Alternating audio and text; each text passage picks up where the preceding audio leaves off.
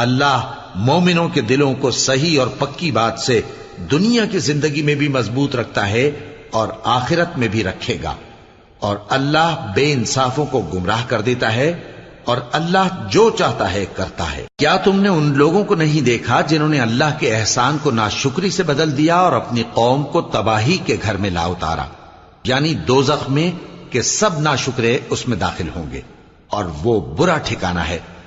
और उन लोगों ने अल्लाह के शरीक मुकर्रर किए कि लोगों को उसके रास्ते से गुमराह करें।